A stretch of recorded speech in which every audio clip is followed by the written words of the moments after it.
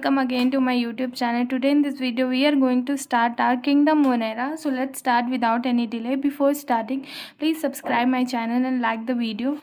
So let's start. ठीक है, तो सबसे पहले मोनेरा जो है वो प्रोकैरियोट्स को कंटेन करता है और किंगडम मोनेरा में मेनली बैक्टीरियाज प्रेजेंट होते हैं. ठीक है, और बैक्टीरिया जो है वो सोल मेंबर है, मतलब सबसे इम्पॉर्टेंट पार्ट है किंगडम मोनेरा का.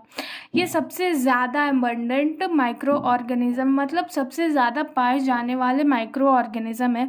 अगर हम अपने हाथ में एक मुट्ठी मिट्टी उठा लें तो उस मिट्टी में ही पता नहीं कितने सारे बैक्टीरिया हमारे हाथ में होंगे. ठीक है, और ये बहुत ही हार्श कंडीशन में रह सकते हैं, जैसे कि एक्सट्रीमली हॉट, सलाइन, बहुत ही हार्श कंडीशन में ये लोग रह सकते हैं और अपने आप को उसमें मेंटेन कर सकते हैं और वहाँ पे सरवाइव भी कर सकते हैं. ठीक है, सो अब ये इतने हार्श कंडीशन में भी कैसे सरवाइव करते हैं वो हम आगे पढ़ेंगे. तो चलो अभी एनसीईआरटी देख लेते हैं. Bacteria are the sole members of kingdom Monera. They are the most abundant microorganism. Bacteria occurs almost everywhere. Hundreds of bacteria are present in handful of soil. They also live in extreme habitats such as hot spring, deserts, snow, deep oceans, where very few other life forms can survive. ठीक है, मतलब ये ऐसे condition में survive करते हैं जहाँ पे बहुत कम ऑर्गेनिज्म सरवाइव कर पाते हैं. Many of them live in और अदर ऑर्गेनिजम्स एज पैरासाइट्स. और बहुत सारे ऐसे बैक्टीरिया होते हैं जो कि अदर ऑर्गेनिजम्स के बॉडी में या उसके ऊपर पैरासाइट की तरह सरवाइव करते हैं. ठीक है, अब बैक्टीरिया के डिफरेंट शेप्स भी होते हैं. ठीक है, आप लोगों ने देखा होगा, कल मैंने ये शेप्स ऑफ बैक्टीरिया पे एक शॉर्ट्स डाला है, वो ज़रूर देखना, बहुत हेल्पफुल होगा रिवीजन के लिए. सो बैक्टीरिया के जो वो डिफरेंट शेप्स होते हैं, जो बैक्टीरिया स्फेरिकल शेप का होता है उसको हम लोग कोकाई बोलते हैं. जो रॉड शेप का होता है उसको बेसिलस बोलते हैं. जो स्पायरल शेप का होता है उसको स्पायरियलिया, और जो कॉमा शेप्ड होता है उसको हम लोग विब्रियो बोलते हैं. ठीक है, सो ये बहुत इंपॉर्टेंट एग्ज़ाम के लिए याद कर लेना, क्योंकि ये एग्ज़ाम में बहुत बार पूछा गया है. Bacteria are grouped under 4 categories based on their shape. The spherical coccus, the rod shape bacillus, the comma shaped vibrium and the spiral spirillum. आप ये फिगर देखो, मैंने शॉर्ट्स पे डाला, आप वहाँ से भी नोट्स बना सकते हो इसका. ठीक है, अब आते हैं, देखो बैक्टीरियल स्ट्रक्चर तो बहुत सिंपल होता है, वो देखने में बहुत सिंपल होता है बैक्टीरियल स्ट्रक्चर, बट इनका बिहेवियर बहुत ही ज़्यादा कॉम्प्लेक्स है. ठीक है, और बहुत ऑर्गेनिजम्स के कंपैरिजन में बैक्टीरिया जो है सब, इनका जो मेटाबॉलिक डाइवर्सिटी वो सबसे ज़्यादा एक्सटेंसिव, सबसे ज़्यादा वास्ट है अदर ऑर्गेनिजम्स के कंपैरिजन में. ठीक है, कुछ बैक्टीरिया ऑटोट्रॉफिक है. ऑटोट्रॉफिक मतलब जो अपना फूड खुद सिंथेसाइज कर लेता है फ्रॉम इनऑर्गेनिक सब्सटेंस. बहुत सारे फोटोसिंथेटिक ऑटोट्रॉफिक, बहुत सारे कीमोसिंथेटिक है. और मेजॉरिटी ऑफ बैक्टीरिया जो है वो हेट्रोट्रॉप्स है, मतलब वो डिपेंड कर जाते हैं दूसरे ऑर्गेनिजम्स पे अपने फूड के लिए.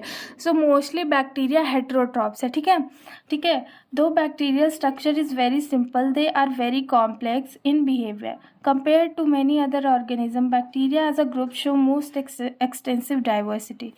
Some of the bacteria are autotrophic, that is, they synthesize their own food from inorganic substrates.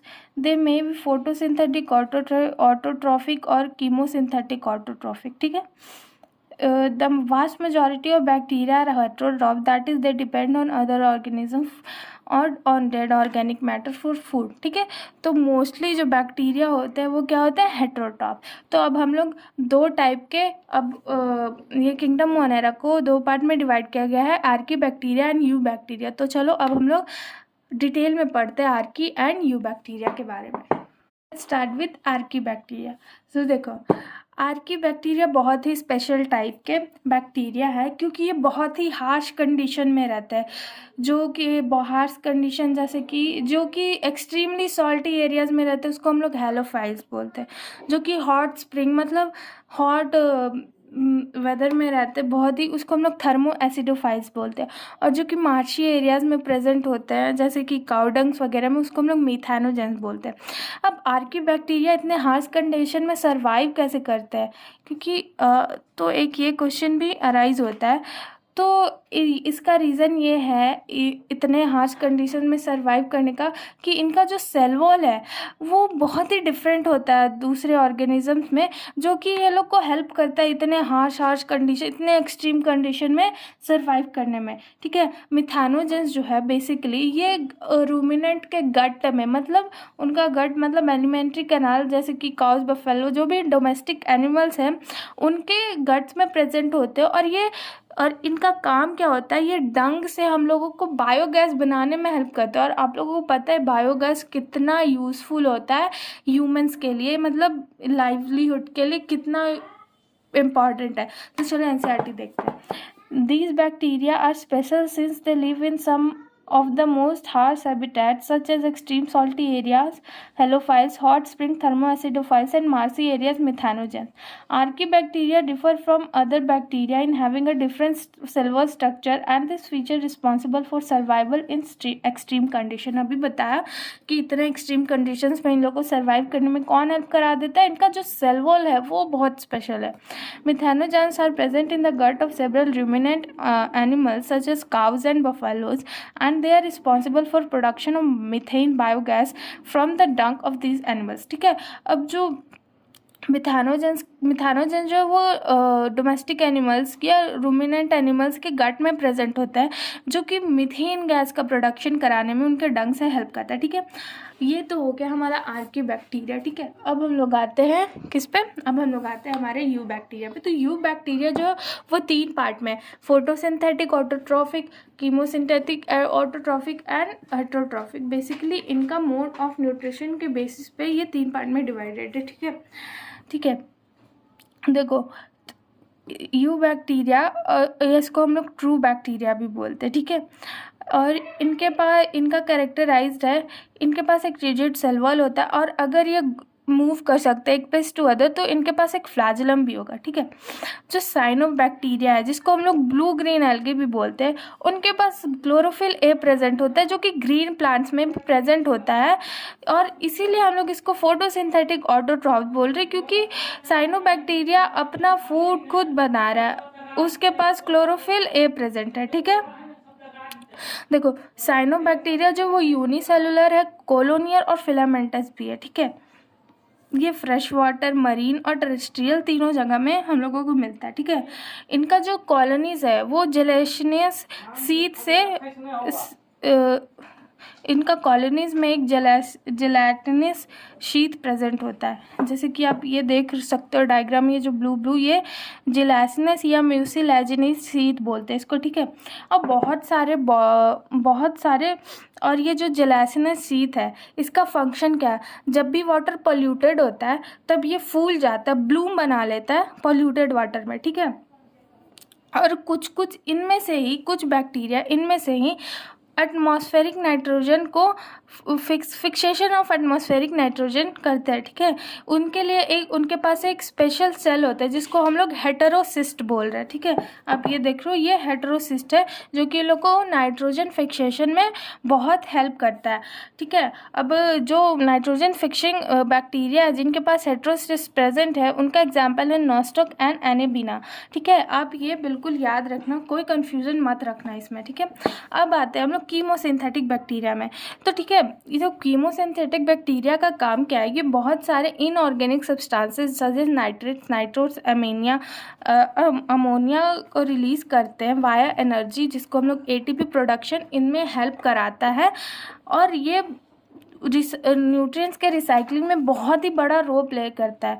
ठीक है, नाइट्रोजन, फॉस्फोरस ये सब का रिसाइकल में ये हेल्प करता है। ठीक है, अब आते हैं हमारे हेट्रोट्रॉफिक बैक्टीरिया पे, जो कि मोस्ट अबंडेंट है, सबसे ज़्यादा पाया जाने वाला है। ठीक है,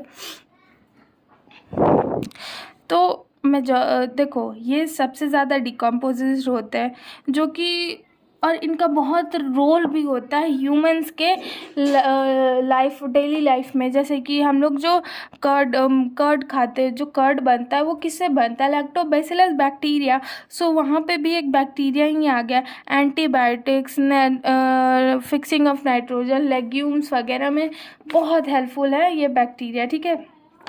और बहुत सारी ये ऐसे भी बैक्टीरिया है जो कि पैथोजन कॉजिंग है, जो कि पैथोजन है, हमको बहुत सारे बीमारियां करा देते हैं, जैसे कि प्लांट में सिट्रस कैंकर हो गया। और एक बैक्टीरिया है जो कि एक्सेप्शन है, माइकोप्लाज्मा। अभी हमने पढ़ा कि सारे बैक्टीरिया के पास जो है वो सेल वॉल है, रिजिड सेल वॉल है, और वो उससे अपना काम को प्रोटेक्ट। बट एक बैक्टीरिया ऐसा है जिसके पास सेल वॉल प्रेजेंट नहीं है, और उस बैक्टीरिया का नाम है माइकोप्लाज्मा। उसके पास सेल वॉल नहीं होता है और वो बिना ऑक्सीजन के भी सरवाइव कर सकता है, ठीक है।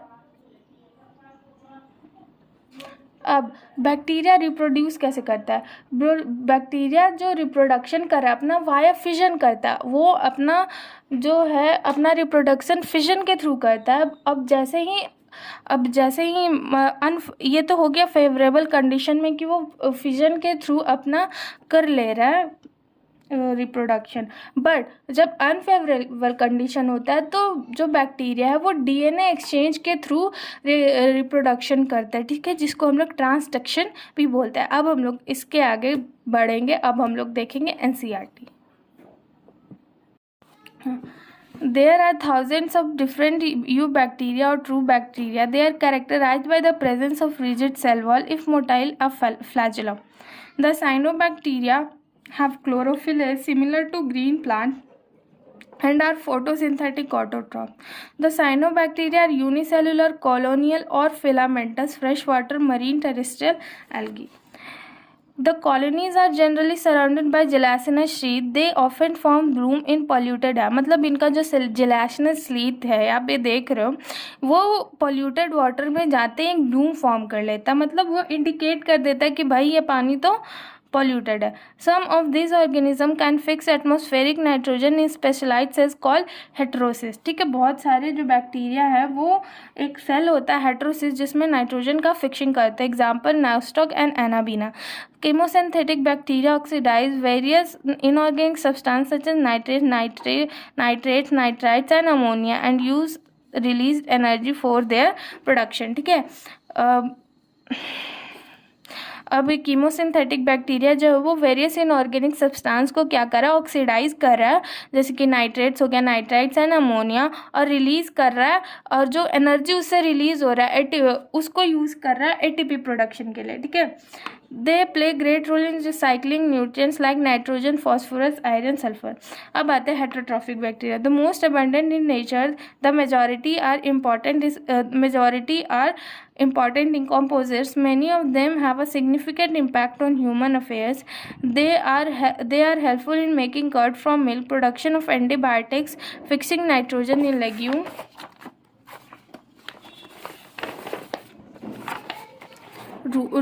roots. Some pathogen causing damage to human beings, crops, farm animals, pets and pets.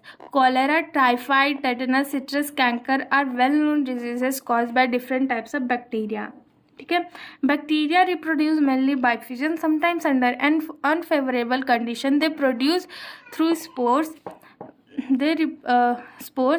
They also reproduce by sort of sexual reproduction by adopting a primitive type DNA transfer from one bacterium to other. The mycoplasma are organisms that completely lack cell wall. They are smallest living cells known and can survive without oxygen. Many mycoplasma are pathogenic in animals and plants. ठीक है, तो ये हो गया कि bacteria जो है favourable condition में फिशन से करता है reproduction, but under unfavourable condition ये स्पोर्स प्रोड्यूस कर देता है, और सेक्सुअल रिप्रोडक्शन एक प्रिमिटिव वे में करते हैं जिसमें क्या होता है डीएनए ट्रांसफर की तरफ करता है, ठीक है। और जो है मेनी माइक्रोप्लाज्मा जो पैथोजन और एनिमल, ये हो गया हमारा रिविजन का पार्ट जो क्विक रिविजन हम लोग करते हैं। अब आते हैं हम लोग शॉर्ट नोट्स की तरफ।